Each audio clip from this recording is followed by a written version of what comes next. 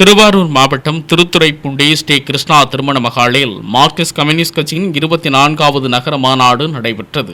மாநாட்டில் மத்திய குழு சண்முகம், தமிழ்நாடு மாநில குழு ஐவி நாகராஜன், மாவட்ட செயற்குழு ஜோதிபாசு, மாவட்ட குழு சாமிநாதன், நகர செயலாளர் கோபு, நகர்மன்ற துணைத் தலைவர் ஜெயபிரகாஷ் உள்ளிட்ட ஏராளமானோர் கலந்து கொண்டனர். இக்கூட்டத்தில் பல்வேறு தீர்மானங்கள் நிறைவேற்றப்பட்டன. குறிப்பாக திருத்துறைப்பூண்டி நகரில் வடிகால் வசதி செய்து கொடுப்பதோடு நீண்ட நாள் கோரிக்கையான பாதாள சாக்கடை திட்டத்தை அமல்படுத்த நகராட்சி நிர்வாகமும் தமிழக அரசு உரிய முன்னெடுப்புகளை மேற்கொள்ள வேண்டும்.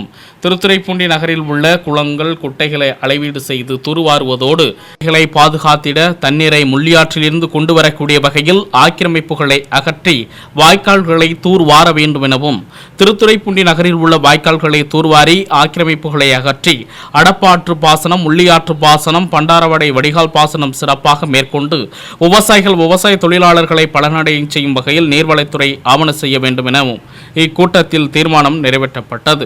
தொடர்ந்து நகரில் அமைக்கப்பட உள்ள 2வது புறவழிச்சாலை துவங்க அளவீடு மேற்கொள்ளப்பட்டுள்ளது. உடனடியாக 2வது புறவழிச்சாலையை உருவாக்க நெடுஞ்சாலைத்துறை ஆவண செய்ய வேண்டும் உள்ளிட்ட பல்வேறு தீர்மானங்கள் இம்மாநாட்டில் நிறைவேற்றப்பட்டன.